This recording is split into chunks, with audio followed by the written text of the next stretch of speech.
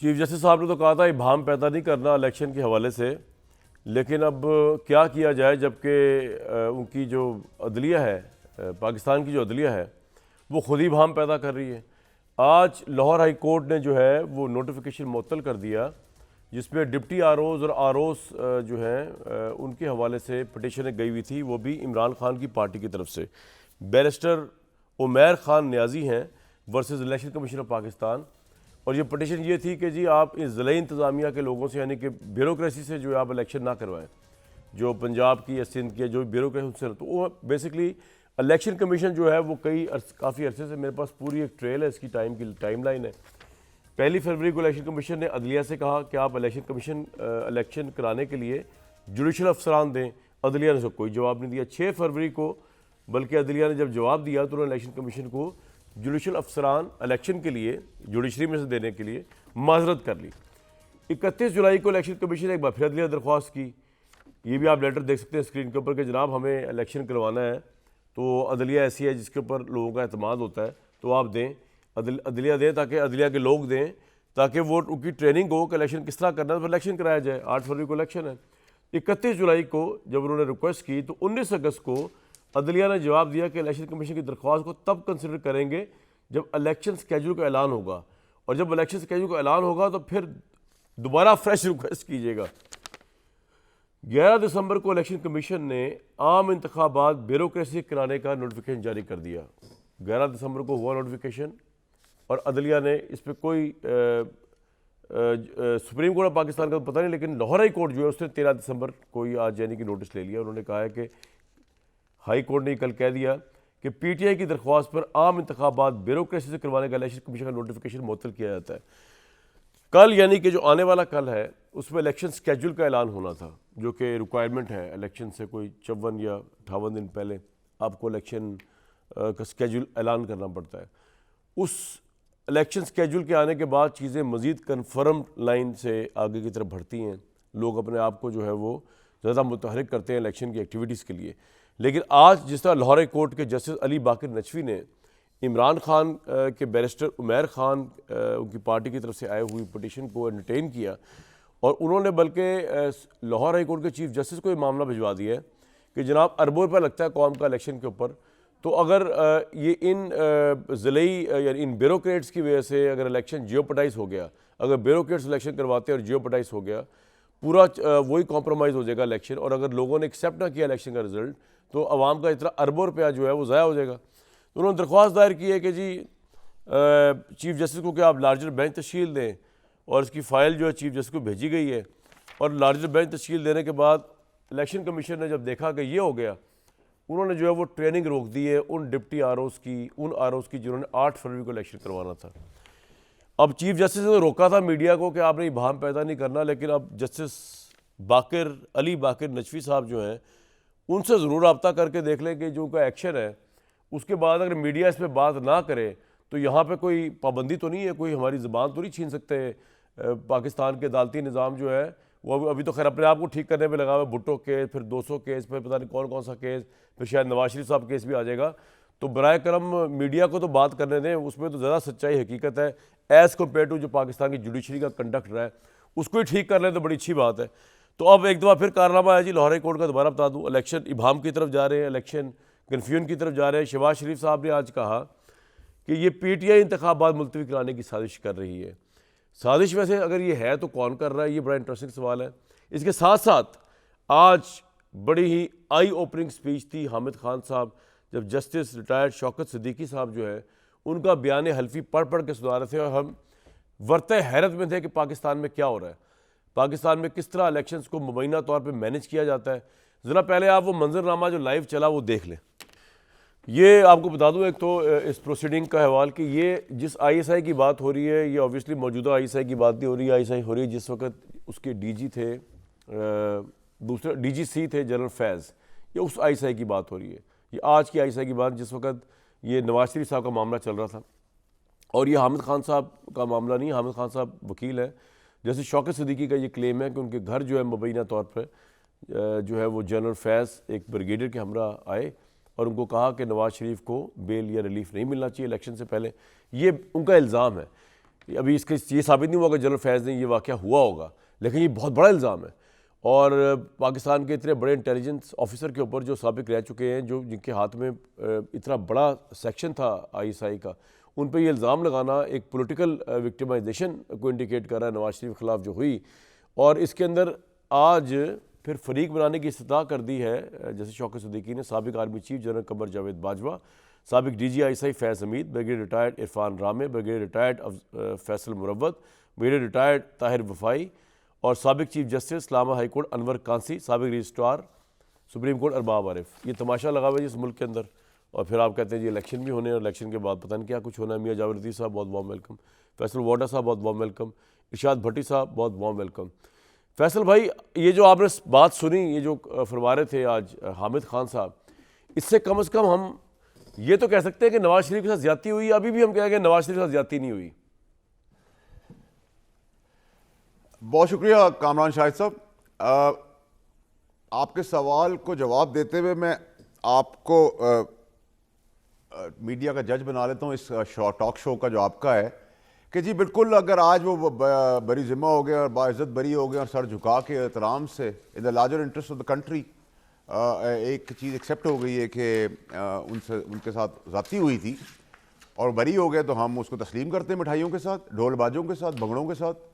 तो क्या जो उस वक्त उनके साथ गलत फैसला हुआ था, तो फैसला देने वालों के साथ कब कार्रवाई होगी और क्या कार्रवाई होगी और कैसे कार्रवाई होगी, नंबर एक। नंबर दो ये कि भुट्टो साहब का तारीख ने तो फैसला कर दिया कि वो जुडिशल मर्डर था, तो मुझे तो अब भुट्टो साहब जिंदा चाहिए।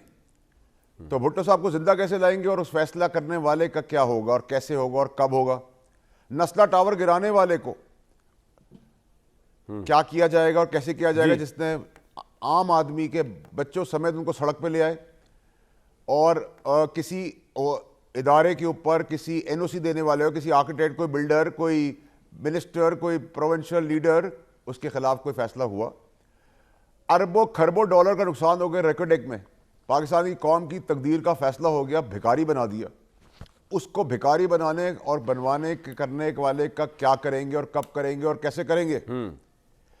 जरदारी साहब को 11 साल किस कानून के तहत जेल में रखा और किस कानून के तहत प्रेसिडेंसी में भेज दिया।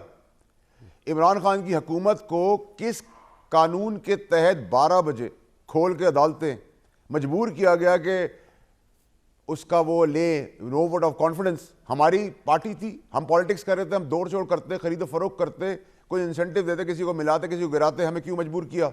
और जब वेव पॉपुलैरिटी आई तो फिर आप सिंपैथी करने लगे उन गुनाहों के ऊपर जिसमें सजाएं होनी चाहिए थी। क्यों, कैसे? पगड़ियां जिनकी उछल गई इस कानूनी ढांचे के अंदर, उनके बाल बच्चे, बहन भाई, बहनोई, दामाद, होने वाले दामाद, रिश्तेदार जिस कर्ब से गुजरे, चोर चोर के नारे लगे, तो गलत फैसले के बाद क्या उनके साथ सजा भी होगी और उनको चोर चोर के नारे भी दिए जाएंगे?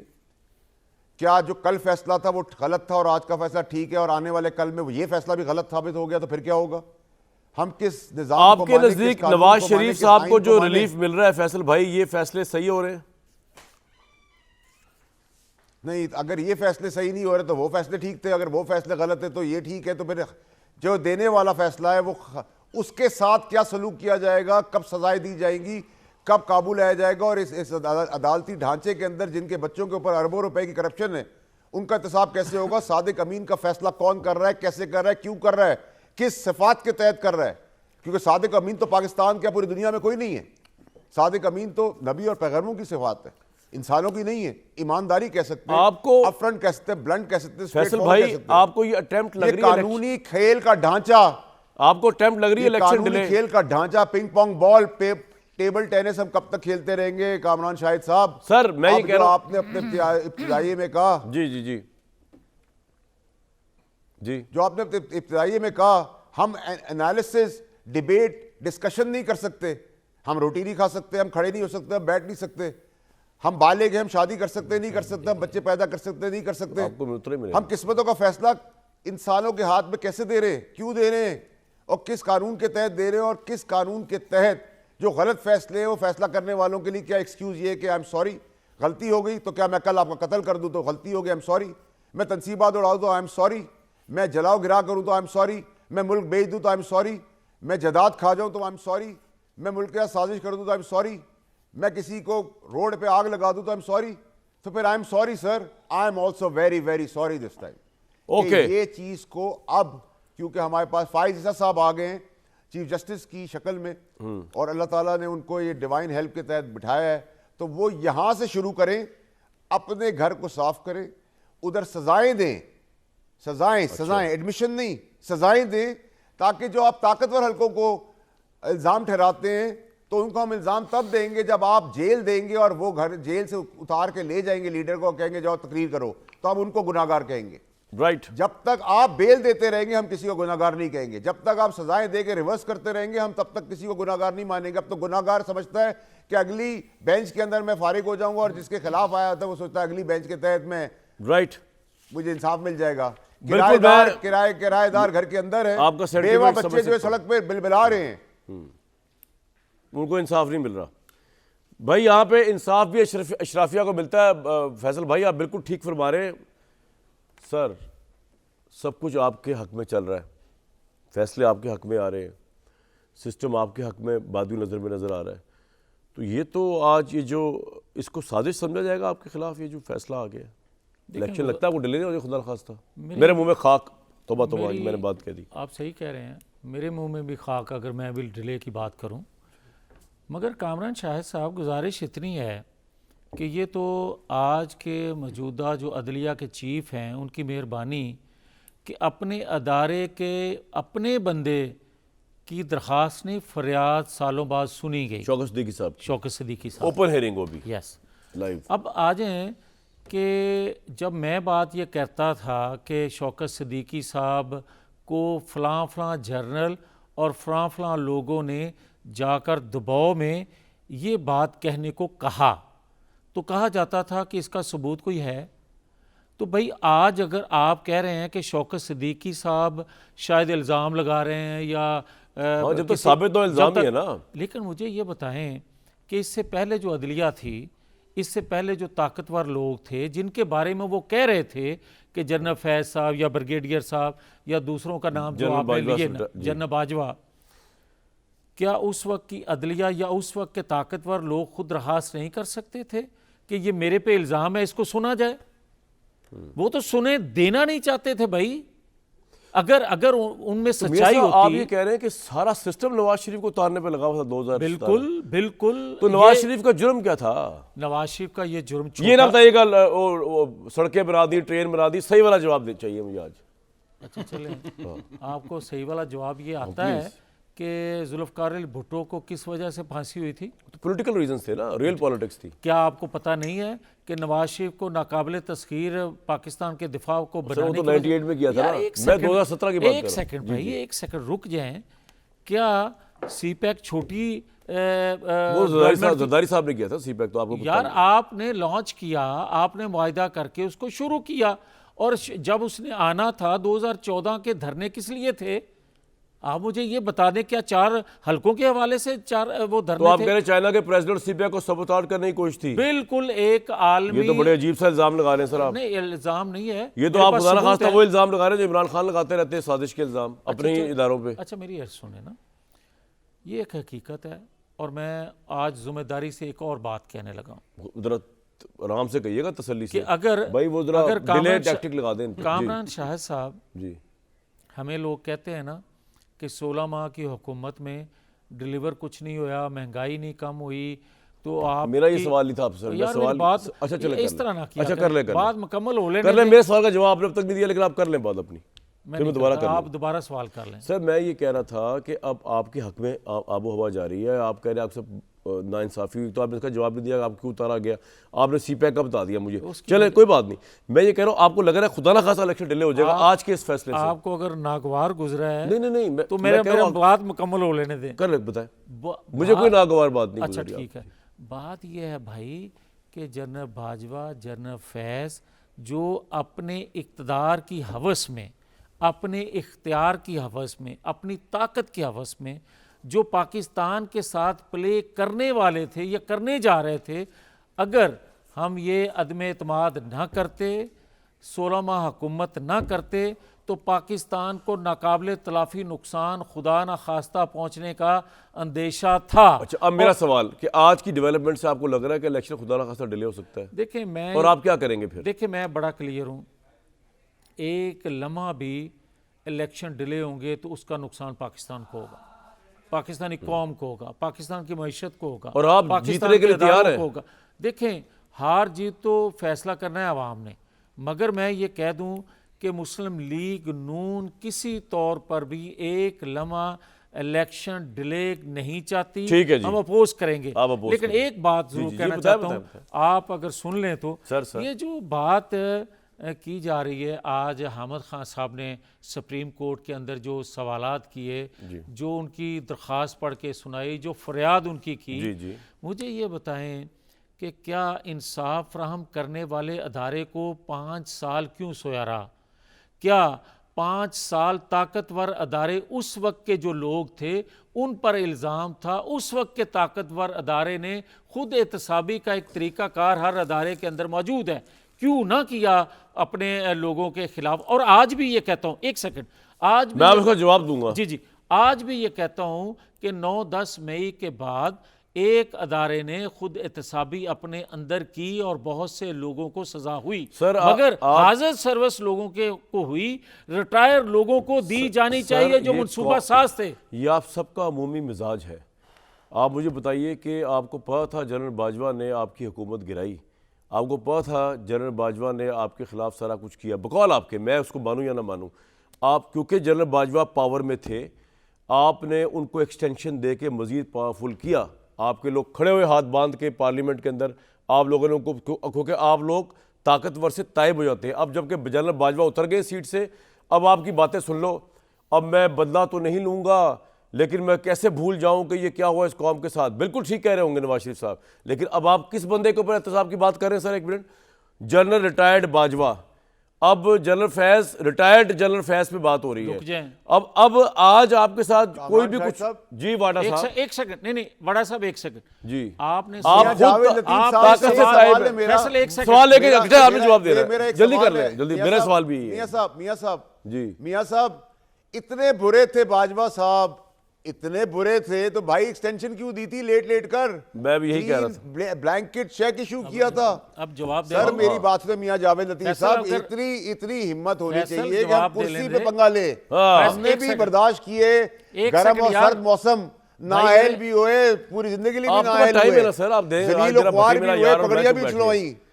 जी बिल्कुल फैसल भाई, आपकी बात है, आप जावेद लतीफ साहब, आज आपके पास मैदान खाली है, जो आपने फिर भी चौथे नंबर पे आना है। चौथे नंबर पे आना है, मैं तो आपसे मियां जावेद लतीफ आज एक्सपेक्ट करूंगा। ठीक है जी, आपने फिर भी चौथे नंबर पे आप मुझे मरवा दे मियां जावेद लतीफ साहब। जी अच्छा, अब बोले फैसल भाई, सुन ले उनकी भी बात। जी फैसल छठे नंबर पे 8वें नंबर पे ले आओ, मगर बात करने दो यार। मैं ये कहता हूं कि देखें, आपने जो सवाल किया या जो फैसल बात को बढ़ावा दे रहे हैं, मुझे ये बताएं कि क्या इंसाफ फराहम करने वाला अदारा जो था उस वक्त जो कुछ लोग कर रहे थे, बंदियाल साहब तक, क्या नाम लेकर हम नहीं कहते थे? या निगरान जो जज बैठाया गया था उसका नाम नहीं लेते थे? या जिसकी वीडियो आई, ऑडियो आई, उसका नाम नहीं लेते थे? क्या गुजरांवाला में हाजिर सर्विस बाजवा साहब हो, फैज साहब हो, या कोई और साहब हो, इरफान साहब, सबका नाम नहीं? एक सेकंड यार। और क्या मैं पेट्रोल बम बनाता? क्या मैं मसल्ला जत्थे तैयार करता? उनको लेकर एक्सटेंशन ना देते, एक्सटेंशन ना देते। जो पहली एक्सटेंशन की आप बात कर रहे हैं, हाँ, उस जुर्म में हम भी शरीके जुर्म हैं, मगर एक सेकंड, मगर वो जुर्म हम ना भी करते जो कि नाकर्दा गुनाह था, और नाकर्दा गुनाह का बेलज्जत गुनाह हमने किया। गुनाह बेलज्जत कहते हैं, उर्दू तो खराब ना करें, चलो त्याड़े कहते कर लेना, मट्टो साहब का एंजी कर लेना। मगर ये बात भी जहन में रहनी चाहिए कि दूसरी एक्सटेंशन नहीं, सॉरी तीसरी एक्सटेंशन, दूसरी एक्सटेंशन भी मासूफ चाहते थे, और ये भी हमें क्रेडिट दें कि भाई साहब, कोई क्रेडिट नहीं है। अच्छा ना दें क्रेडिट, लेकिन ये बात सुन लें कि क्या जो हमला करने जा रहे थे, जो मार्च बाजवा साहब के कहने पे अपना शुरू करने वाले थे इमरान खान साहब, उसका मकसद क्या था और क्यों कर रहे थे? भट्टी साहब, सर ये क्या हो रहा है इस मुल्क में?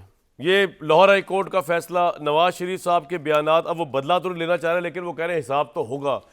आज बाजवा साहब का नाम भी गूंज रहा है क्योंकि वो एक्स आर्मी चीफ हैं, जनरल फैज़ का भी गूंज रहा है, वो एक्स DGI हैं।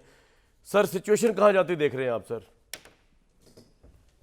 भट्टी साहब, पहली बात तो ये है, मैं अपने महबूब कायद मियां मोहम्मद नवाज शरीफ साहब को खुशामदीद कहूँगा कि उन्होंने कहा है कि इंतकाम नहीं, एहतसाब या हिसाब लिया जाएगा।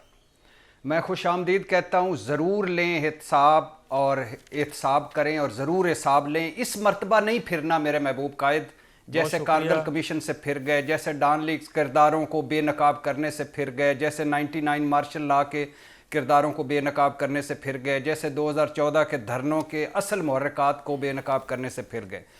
सर मैं नवाज शरीफ साहब के साथ हूँ।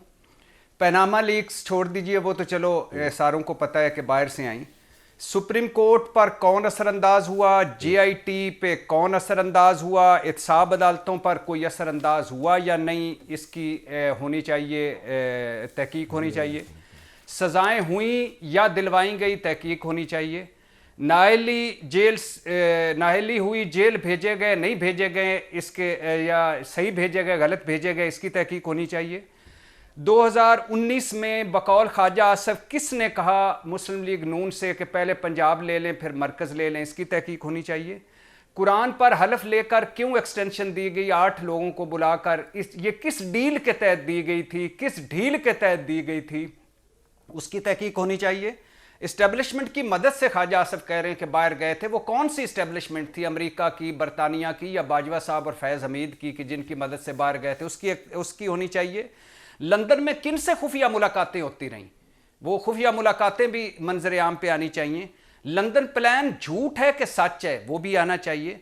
रिस्क फ्री वापसी कैसे हो गई है, ये रिस्क फ्री क्या होता है एक सियासतदान के लिए, गारंटियों भरी वापसी क्या होती है, इसकी तहकीक होनी चाहिए।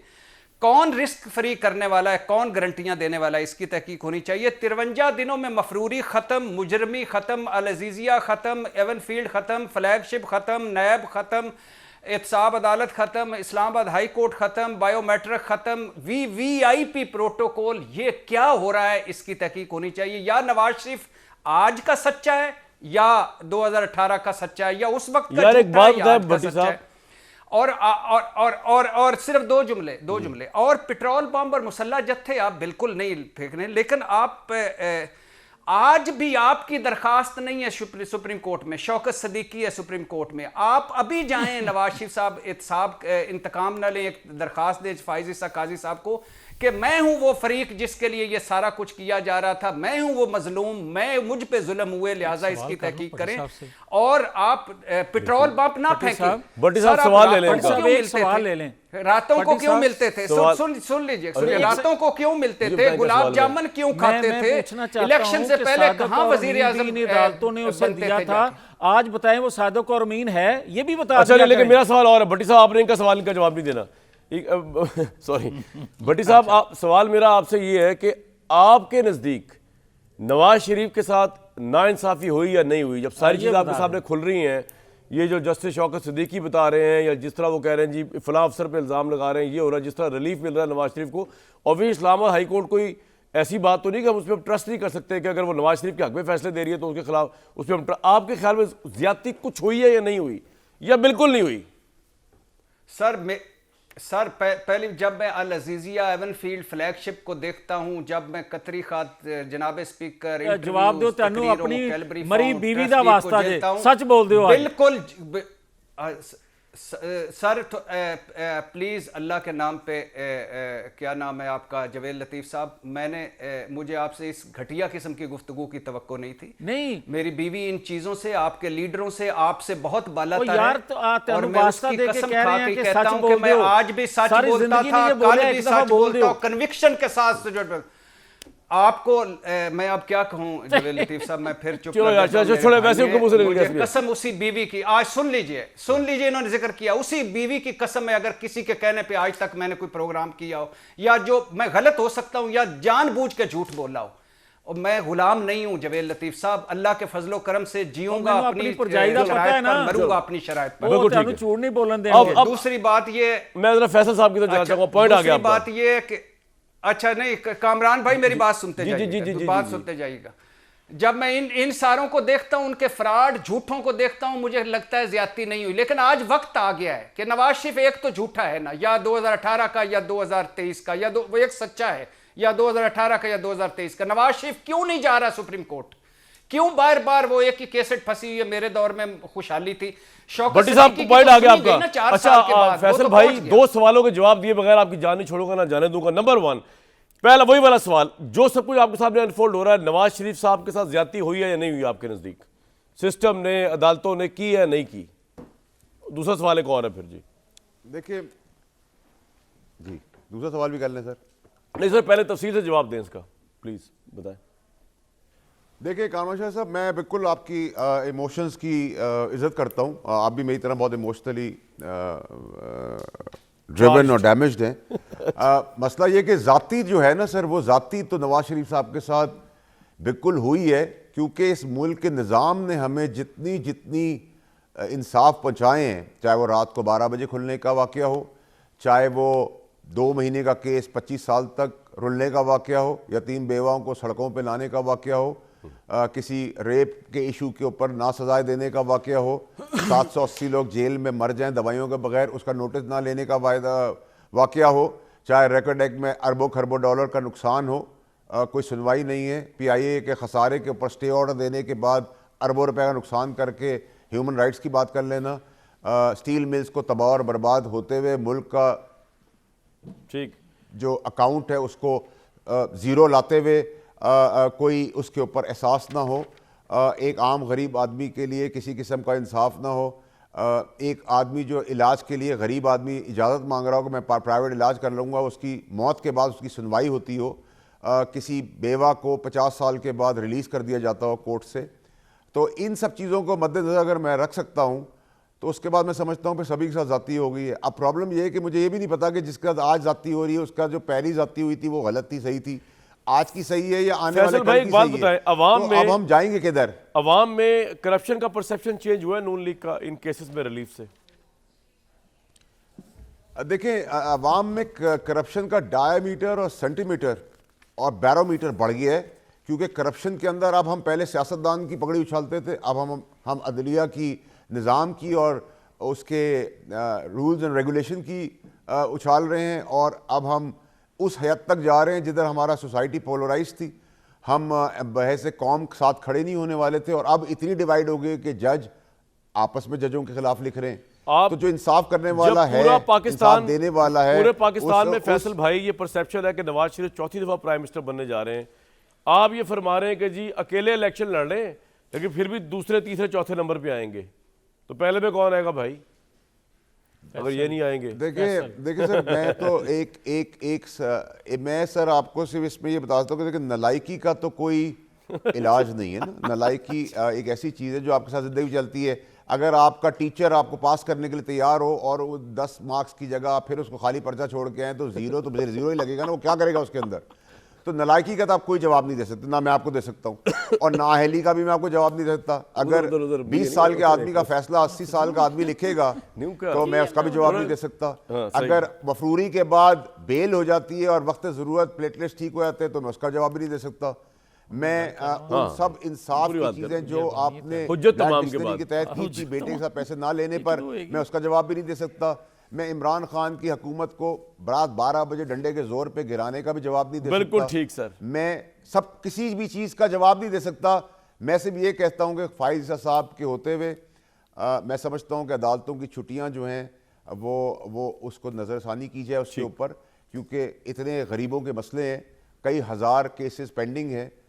बिल्कुल ठीक है, नवासा जो है पोता हो जाता है, उसके बच्चे हो जाते हैं। और आखिरी और इम्पॉर्टेंट चीज़ कि अगर आप सब जानते हैं, आप कामरान शाह साहब जानते हैं, जहाज़ उड़ाना भी, जहाज़ गिराना भी, मैकेनिक भी, इलेक्ट्रिशियन भी, एंकर भी, बिजनेस भी, फाइनेंस भी, स्टील मिल्स भी, रेकोडेक भी, PIA भी, आपकी बातें गिरा गुजर रही हैं मियां साहब पे।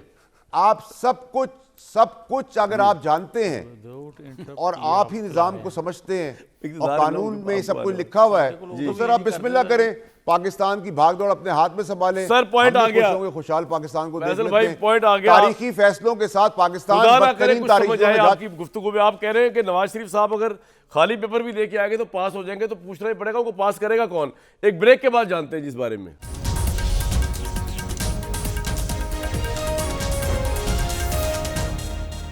भाई, इमरान खान को फांसी के फंदे से बचाए मियां साहब। कल आपके साथ भी सब कुछ हो सकता है। अलीमा साहिबा ने बरतानिया में केस करने का ऐलान कर दिया है। अभी आपको पहले कागज़ में भी दिखा रहा था कि ये बड़ा अहम मुद्दा है, और एक केस वो डोनाल्ड ट्रंप के खिलाफ अमेरिका में करने जा रही है।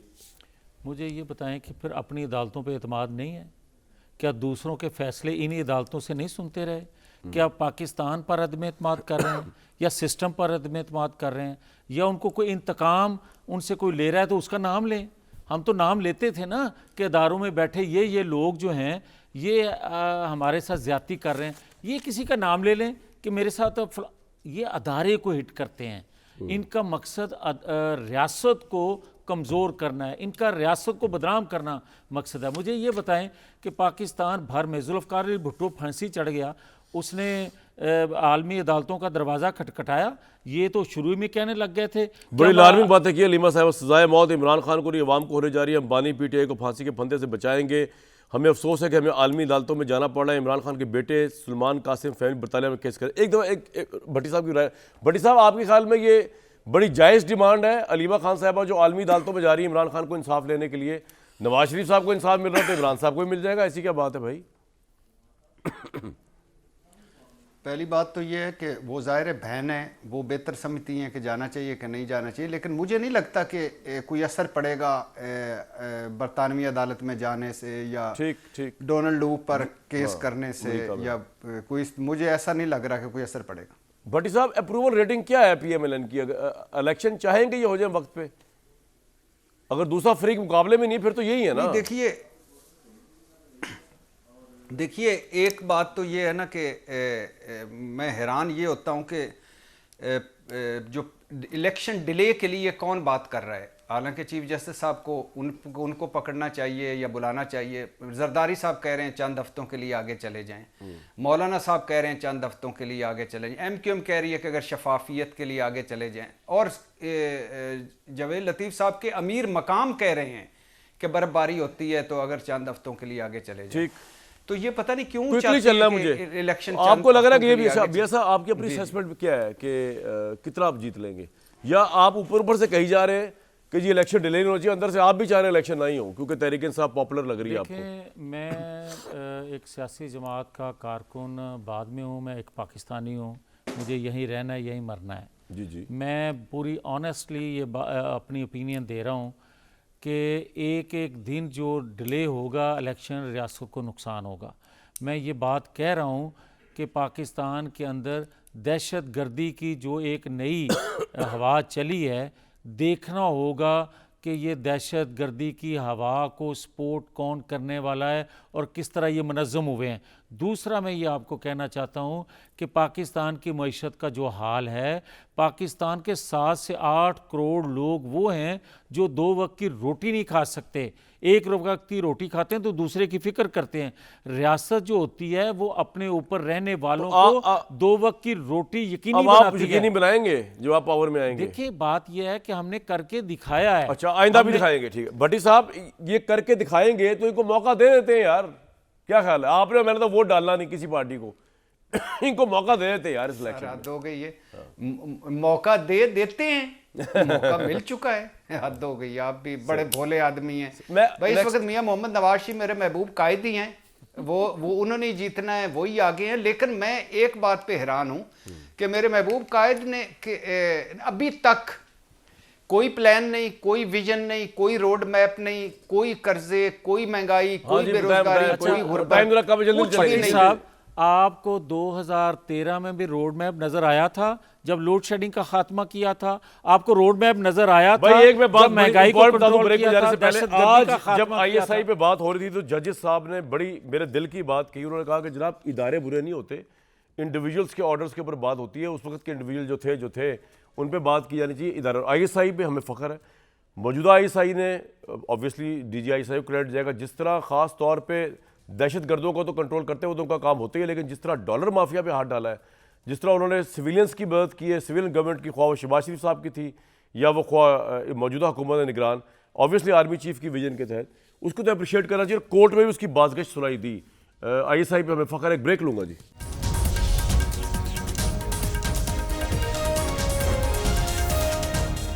ले जी, पूरा हफ्ता बड़ी मेहनत करने के बाद अब ये वक्त आया है कि आपसे रुख्सत दे रहा हूँ 3 दिनों के लिए।